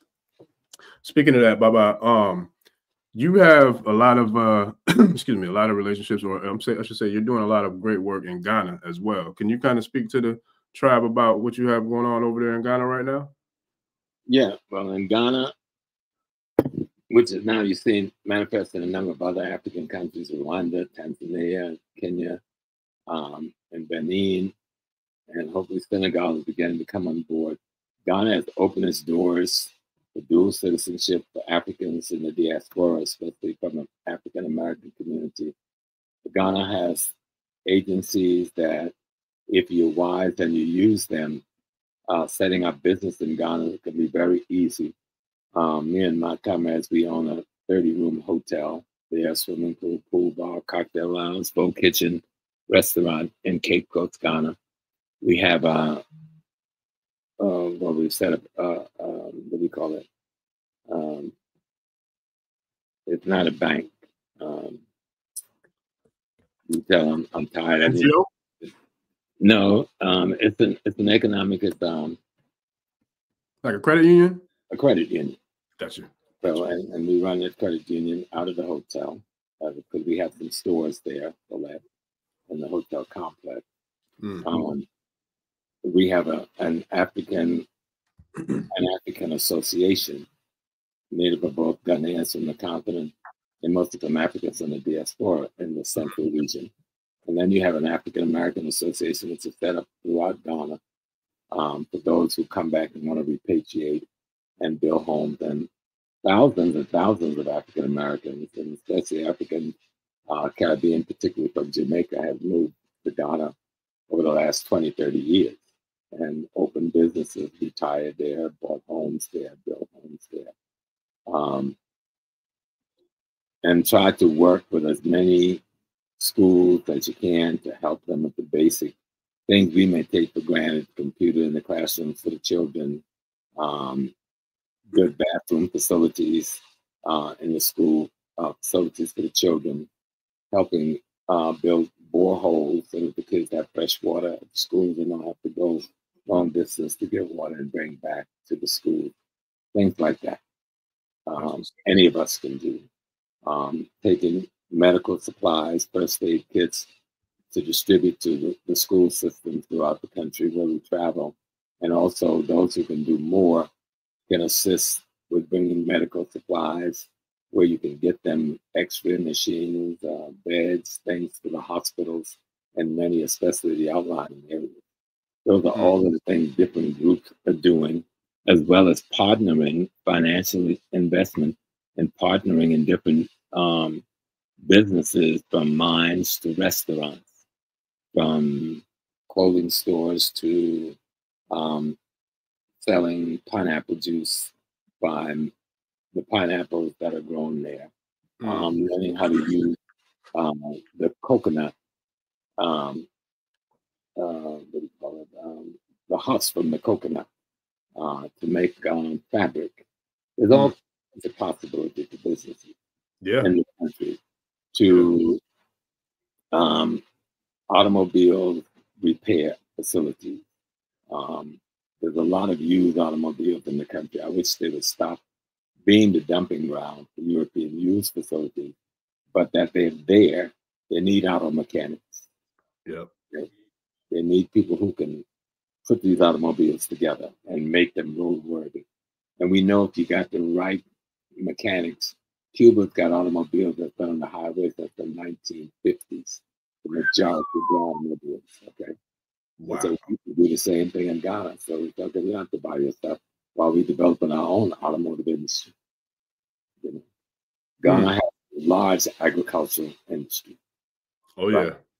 Corn, tomato, the mangoes, the fruit was phenomenal. Oh my God. Cashews, shea butter. All of these are there to be developed as industry in the agri sector. So there's so much you can do, but you need to go there and visit first, go among the people. The Ghana Investment Board should always be your first stop. And you find out who to contact in what industry. And the government will help you do that, so you can safely move about the country and be able to meet the right people, given the industry that you're interested in. Yes, sir. So Ghana is a must stop for anyone going to Africa, because that's where a lot of us have made our entry point. So many people have moved on to Tanzania and built their homes, South Africa, Uganda, Rwanda, Tanzania, Kenya. But Ghana is the premier gateway. Yes, sir. Now. Yes, sir. And there's still so much opportunity there. Even if you're just looking for a good place to retire. Yeah. It's only a 9-hour flight to get back to your children. You're going to come home and visit. You know, it's phenomenal too. Not as far away as you think. You get on the plane, it's 9 hours. You're back home. Visit with your family. And then go back to your African paradise. You know? Yes, sir. And enjoy your life in the village. Become a part of the culture again. Learn the culture again. In Africa, they're growing too. They're returning the Negroes too. Colonialism is slavery. They lost their history and their culture too. And they're trying to learn it all again, just like we are. Yeah. But the advantage is they're on their own land, Yes, sir. in their own countries, Yep. speaking their own language, Yep. which is our land, our country, and our language too. Yes, sir. This one belongs to us too, because we built it. I wouldn't give this back to the white man for nothing. We built this in our blood. But I'm not going to give up Africa with all that gold and diamond and coltan and cobalt and oil. Are you crazy? Listen. I ain't giving that up to nobody. Listen. And I'm not giving America up either, because we built it. This is built in our blood. We built the technology that created the technocracy that makes it the most powerful country in the world. Yes, sir. Blood, sweat, tears, equity. So we own this and we own that too. Smart enough, you know how to work both. Yes, sir. You can't do that if you're giving your money away to all these other ethnic groups who would not urinate on your butt if you were on fire.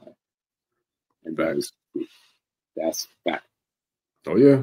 So how do we stop shopping? And how do we sit down in our families and sit down in our churches and sit down in our soil and take all this artificial hair off of our heads? That is $1 billion industry to the Asians, and give them their artificial hair back and grow our own hair. You know? Nails and toes too. That's going to save you some billions of dollars. And take that hair money and buy up a city block or two and open your own business. Yes, sir. Yes, sir. You walk past the black beauty shop and you go to a white Latino beauty shop to get your hair done. Asian nail shops. And go to the Asian people to get your nails done. These are people who don't live in your neighborhood, don't invest in your neighborhood, don't respect you, except grin at you because you're coming stupidly to give them your money, while the black beauty shop is going out of business. Yeah. And you say, I'm black. I belong to the Afro-American community. You ain't got no community because you don't own nothing in it. And you want an African-American community, own the businesses and resources where you live. Control the economic, politics, and culture where you live. That's what Malcolm X called black nationalism. Yes, sir. The Honorable El Haj Malik El Shabazz. Yeah. So, and then you must say, because the stuff that needs to be done is so simple. But we got to do it, though. You got to do it. Yeah. And it has to start with your family. You have to start doing it in your household. Then invite your brother and friend. You got partners you all hang out with. You all talking about your man cave. And, I thought the white man came out the cave, but since y'all want to move into the cave with the white man, okay, cool. So you're in your man cave, right? So take an African history book in the man cave with you. Take a DVD player by Dr. Clark, Dr. Ben, Dr. Small, Dr. Jeffrey, Pastor Douglas. Take that into the cave with you. Watch the ball game, but after the ball game is over, you go to the bathroom, fresh yourself, break out some new cold beers, then get into how am I going to free myself? Yes, sir. I'm going to maintain freedom. Yes, sir. How am I going to protect my woman and my children? We should be tired of going to the jailhouse to bail out somebody, or going to the morgue to identify one of our beautiful kids. They got to kill out there in the foolishness because we didn't give them nothing that makes sense to be a part of. Yes, sir. That's facts. Yeah, man. That's my advice. Trump is the president of the United States for the next 4 years, unless something happens between now and then. Hey, well, I mean, you never know. Forget about that. There ain't nothing you can do about that. Black folks, you did good. They attacked black men throughout this election period, and it was false-based. Black men voted at the same rate they voted in the last presidential election. Yeah, they was texting me. They was texting me with some greasy texts too. I'm like, man, y'all better slow down. Like, for real. Like, they were talking real greasy with them texts. Yeah, and most of it was crap. It was just ignorant, backwards Negroes. Some was paid to do it. Some was doing it because they were just vulnerable. Black men voted at the same rate or a couple of degrees more than they did in the last presidential election for tariffs. Right. Okay? Now that 20% that voted for Trump, that same 20% voted for Trump the last time. It was actually 21% that voted for Trump the last time. They were probably paid actors. Some of them were, some of them just backwards. some actually believe that because they got a little business that came because of the white people. That keeps them from being responsible to black people and having to go up against white people. You see? And Yes, so sir. we understand that. But first of all, we see that that whole attack on black men is unwarranted and lies. You know, and a lot of people got caught up in that crap. Thank God I did. Well, that's even like the Diddy thing. I meant to make a video about that because first and foremost, I don't condone anything that if he did it, that he did.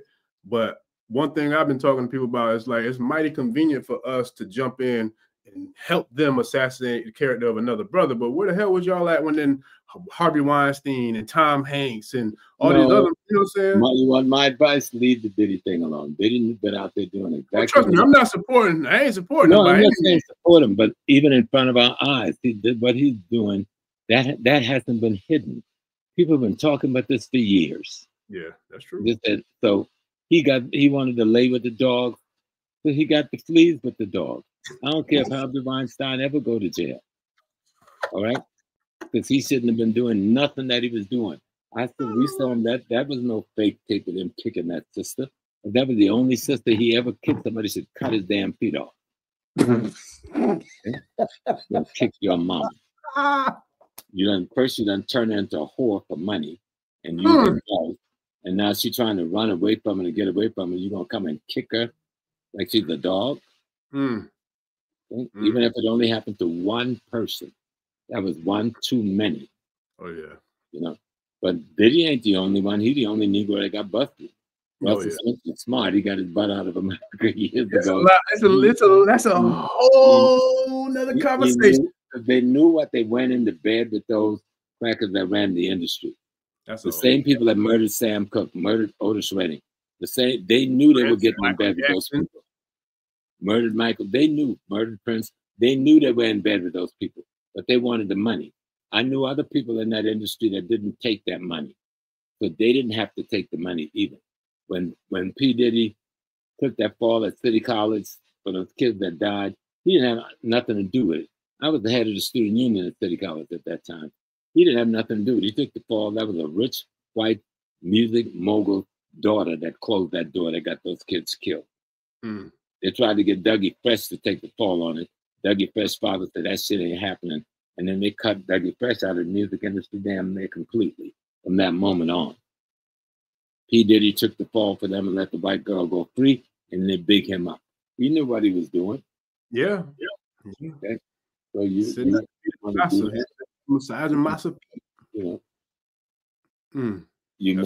made the decisions you made because you liked the money.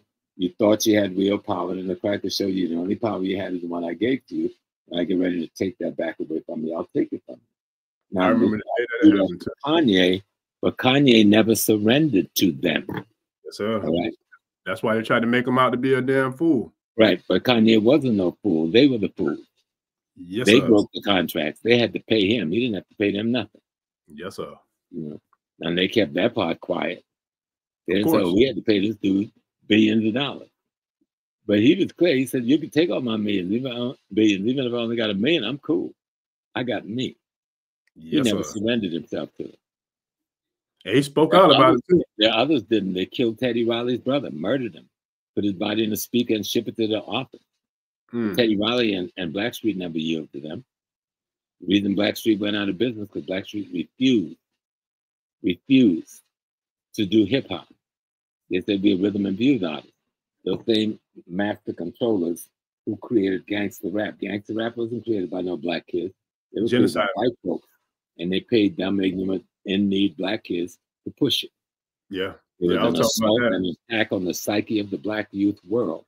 And it worked across the world. I was talking about that like 2 episodes ago. That's a whole nother conversation, Professor Small.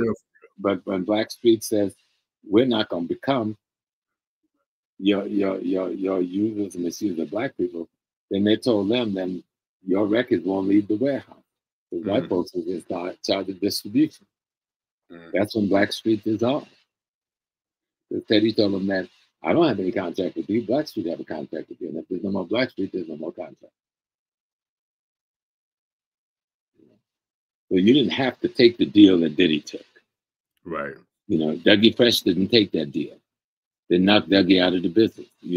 After that thing at City College, you don't have no more but Dougie Fresh, because Dougie Fresh wouldn't take the fall for the little white girl. DMX, X was a victim of it.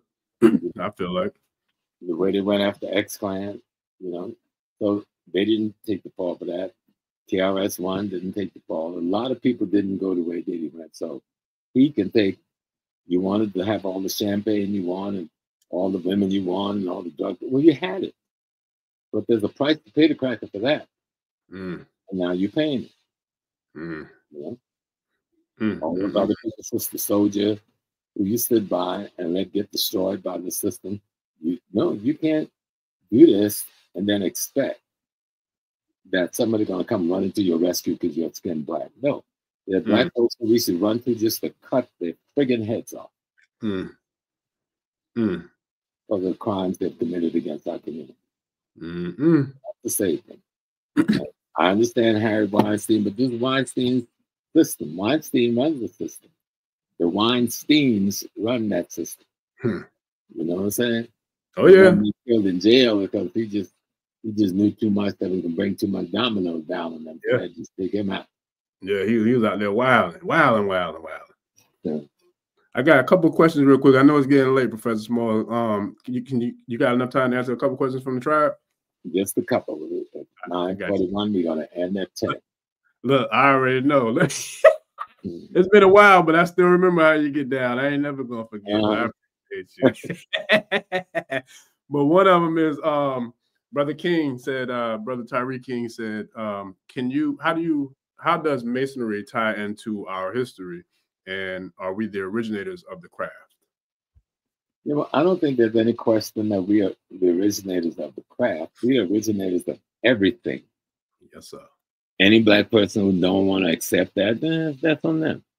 Yeah. You know, your fake Christianity came out of us. Your fake Islam came out of us. Your fake Hebrew came out of us. All of that came out of Africa. All right. But that not as African. They all came out as fragments of white people's attempt to use pieces of an African system of socialization to govern their behavior and develop their characters. What we call Freemasonry in the West is the same thing. It's fragments of the educational system of African people going back into ancient Kemet and before. Okay? Masonry is a society of secrets. It's not a secret society. A society of secrets. And that society of secrets is about telling people how to best organize yourself to survive, to protect, and to ensure you're in control of the economic, politics, and culture where you live. That's all it is supposed to do. The only other secret it has is to keep from you the knowledge that this came from you in the first place. Yes, sir. Yeah. And black people used Freemasonry after Prince Hall and the brothers in the 1700s created the Free African Lodge in Boston very well. The how do you say, the advancement and progress we saw in the African community after slavery is not owed to the black church as much as it's owed to Freemasonry that worked behind the black church and from within the black church. The degree to which Freemasonry and the black community have declined as an influence is the degree to which the black church have declined as an influence. Yeah. So it's a tool that's still there to be used, but you have to be willing to study the history and know the culture. I'm a Freemason. I'm a member of Prince Hall Cornerstone 37. Out of the New York State Grand Lodge. Any wise black young man would join the Freemason. Yeah. And use his brain to use that organization to control the black community. Just like you said with the military. That's right. And to create critical leadership, because you ain't got no power to build no damn military. Because when we build our own schools, we can't maintain 6 black schools in the whole all of America. How are we gonna build tens of thousands of schools? They're already your schools. You pay for it with your tax money. Take control. Big facts. Because you don't want to fight the white man because you're a coward. You don't want to go to the school board meeting. You don't want to become a part of the school elections. You don't want to determine who runs the school in your neighborhood. You just want to complain about the fact it's not being run properly. Then get up there and run it your damn self. That's how you solve that problem. Facts.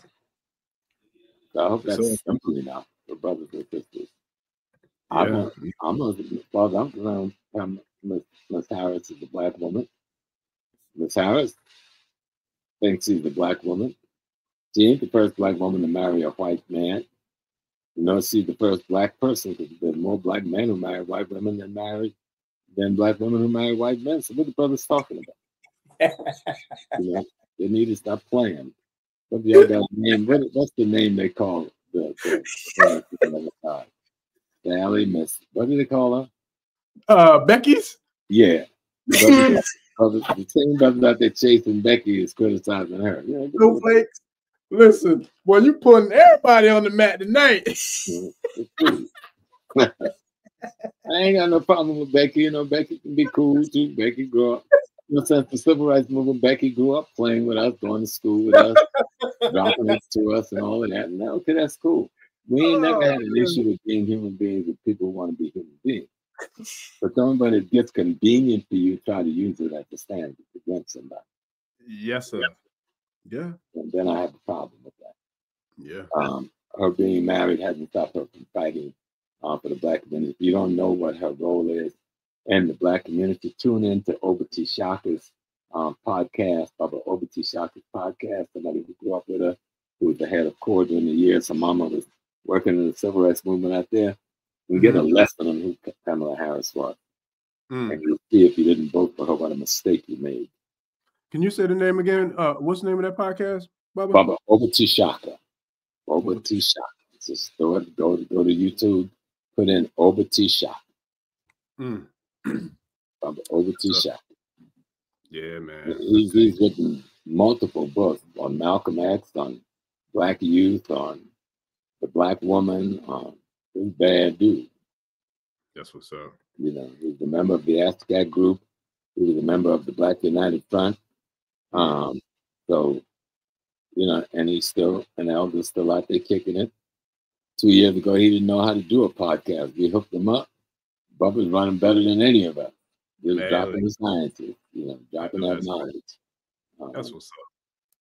Oba, which means father, you know, Oba. Oh, I'm sorry, but King. King, yes, sir, yeah.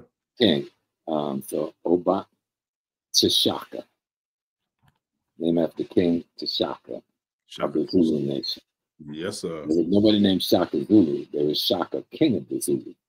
Okay. Gotcha. So we have to be clear about that. Yes, sir. But it's been wonderful hanging out with you, young man. And man, it's been a while. We've been talking about the Orishas all along, because the Orishas are the force within us that allow us to explain reality to one another. All of us got Orishas, whether we acknowledge it or not, or call it or not. Because the Orishas are certain forces, certain powers in nature, within you, within the environment you're in. What our tradition allows us to do is pull them together. Pull the Orisha that's in the environment, hook it up with the Orisha that's in you, and that creates the force and the power that is you. And the Yoruba, there's no such thing as a Yoruba religion. There's a Yoruba people that practice the thought, the wisdom of the universe. But the Akan people practice the wisdom of the universe. The Congo people practice the wisdom of the universe. The Ubangi people practice the wisdom of the universe. The Zulu people, the Kostas, the Indabelli, they all practice the wisdom of the universe. The people in ancient Kemet practice the wisdom of the universe. It's just that we learned the Yoruba's method of approach because they were the last group to be enslaved in this hemisphere. So they're the last layer on top. You know what I'm saying? Yes, sir. So we remember them better. But under them is the Congo, the Akan, the Mali, the Madinki, the Madinga. All of them are here in America before the Yorubas come. You understand? And all of them practice the same thing.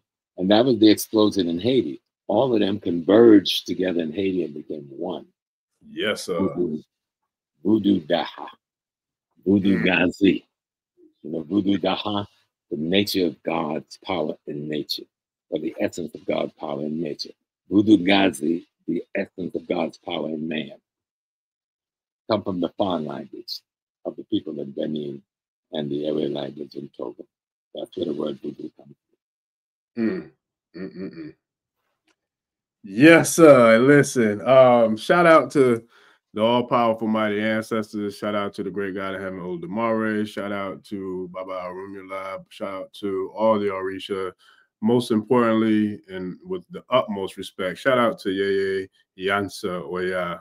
Because this has been right on time, and I'm talking about powerful beyond time. Like this was right. This was divine in its highest power, Baba. I appreciate you. I really do. Well, Oya is also my mother. Yes, sir. We know that Oya is the wind. Oya is change. Her number is 9 and 11, and those numbers are sacred. Our colors could be from green to what we call maroon or brownish maroon. Each of the shades of the color determine and the strength of your knowledge and understanding of this manifestation of nature that we call Oya. And so we try to learn and practice in our daily behavior how we treat everybody we bump into in the world and treat ourselves. And so the African spiritual system is the only thing that's going to free African people. You will never be free unless you become an African again. You cannot free a spider to be a frog, because it's not a spider. And if it's not a spider, it's not free. You understand? Like you cannot free a grasshopper to be a bumblebee, because if the grasshopper is not a grasshopper, it's not free. So the African can be a Christian, he can be a Muslim, and he can have some freedoms in his society then. You can have some food, clothing, some money, but that's not being free. You're free when you become who you were before anything else altered that. You're free when you become who you were before anything else altered that, Baba. Because you'd say, true freedom is to be shackled to your identity. True freedom is to be shackled to your identity. True freedom is to be shackled to your identity. And I know how frightening this is to many, many Black people. They do not want to be shackled to their identity, because the white man tells them something bad is going to happen to them. But your identity is the bosom of your mother. Your identity is the womb of your mother. It is the spiritual womb out of which you came. It's the spiritual breath on which you nurtured yourself when you were a child. If you're not willing to return back to that, you're not willing to be alive again. So, freedom, to be shackled to your identity. My identity is the African interpretation of cosmology and ecology. I am the universe. I am the universe. Yeah. That's talking about mic drops. That's it. Yeah, on the way out, shout out to all the elders that have been on this platform. Baba Smalls, I appreciate you. Professor Kaba, Baba Ifa Karade, Baba Mukasa Dada, who the crime ain't seen yet. Shout out to the Elder Queen, Cynthia Martin L, that represented the Moors. Like, it's been nothing but elders coming in, doing exactly what you did tonight. And I know for a fact, like, the tribe loves it. I love it. And I can't wait to just keep going and making it do what it do. But I appreciate you, Baba. I really do. And this was right on time. And, well, thank you for insisting. You keep calling me anything. You wanted to do it. We both are a bit tired because I've been running for a month. You and me both. On the continent, twice in South Carolina, once in Philly, once in Georgia, all in a month. And at 79, you can't be doing that like you used to, when you were younger. And then writing about leaving your wife behind. Even I have my children living here with us now, and that helps a lot with me going away a lot. But she doesn't care who's living here with me. She still wants me here. You know? No, that's right. So, but we got to get our work done. And yeah. We got to use the time we have. Yes, sir. It asks of us. That's what we have to do. Yes, we sir. have to think about brothers like Stokely Carmichael, Kwame Ture. We have to think about our brother who's still locked up, brother Jamil Rat Brown, who we need to get out. Mumia, who we need to get out of the prison, and a few others still locked up in these penitentiaries we need to get out. The African governments need to show some integrity by telling the United States to release our prisoners of war back to their communities. We didn't have a single African nation make that statement yet, or the United Nations declaring our people prisoners of war. We're the only revolutionary fighters in the world whose fight, when we get captured, we're not treated by the Geneva Convention that other prisoners of war are treated by. And we have to insist upon that every day until we get them all back home. But freedom or death is what Dessalines taught us, you know, and we live by that mantra, freedom or death, nothing in between. I sure. Yes, sir. And shout out to Yeye Oshun Bumi HRM. And shout out to the Balogun Shango USA Baba Ogun Tolu, man. I couldn't be more proud of them. You know my name in the Yoruba community. I'm Obenjoko Adebayo. And I'm my Baba Omatushu, who's an ancestor now, and my Baba Opega, who's an ancestor now. So you can at least know what my training lineage was. They were both out of Lagos, Nigeria. But my main shrine, this Baba Matusha attend, is in Chaguanas, Trinidad, Kenny Cyrus Ile Jube. My Jube Ile shrine got to be there, having left Haiti after the death of Dessalines and migrated to Carriacou in the Grenadines, and from Carriacou in the Grenadines to Trinidad. So you know my pedigree. So there, I'm Baba Obenjoko Adebayo.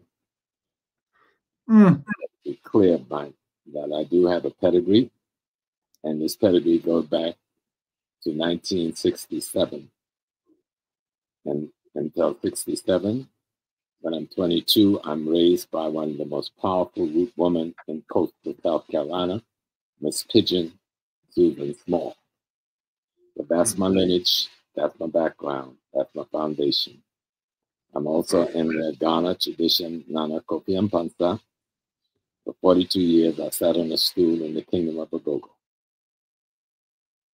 So I do have lineage, and I do have background, and I do have foundation. I'm not just coming from the books. Matter of fact, most of what I come from, I ain't even in the book. You know, just listen to the ancestors and do what they send me to do, and I'm good to go. Kabiese. That's what's up, man. No, I appreciate it, Professor Smalls. Yeah, family. I don't even want to try. You to know, I knew Kabiese. I knew Baba Surgeman, Chief Ujamu, Chief Jomo, when they were still in New York, and when they lost their facility on 7th Avenue, I would allow them to meet in my mosque in the Yoruba temple on Sunday. This is back in the 60s, before they moved to South Carolina. Wow. Okay. Mama KK, Drama Jomo, so many of the elders that grew me up. And even while I was an imam, I was studying the Yoruba tradition. Wow. It almost cost me my life because there was some Muslims who felt there was a problem and an issue with that because they didn't know African culture at all. When Africa, Muslims in Nigeria also studied the Ifa tradition. Yes. In Ghana, Muslims and Arabs in Ghana also studied the Obotum tradition or the Ga tradition. So in the Ga, I'm near Hito or Kropon. I studied in that tradition very deep. So that people understand that the African spiritual system is one system. Yes, sir. One system. It manifests differently in a different ecology it finds itself being given birth to. So it's freedom or death. You know, true freedom is to be shackled to your identity. And that's that. I'm going to go sit with my wife for the rest of the evening. Because last night I was sitting with Wu-Tang and she was sitting by herself. So, Listen, we can't go tonight. Listen. I give thanks, man. Harvest to the Queen, like Mudupwe, like this was powerful. Shout out to Oyo Tunji, you know, Iba Tanu, yes. Oba, and shout out to Lord Temple here in Tampa as well, man. I appreciate you, Professor Smalls. Like it's been real, man. I can't wait to do it again, but I definitely appreciate you. Try to appreciate you for sure. And we beg all the Orishas to bless and guide us in what we have to do each day, that Olodumare will approve of the guidance that is given to us by the Orishas, and that we may have the strength to do more work tomorrow on behalf of both Olodumare, Oluwarun, Oluwadu, and the Orisha. Peace and blessings. Odabo.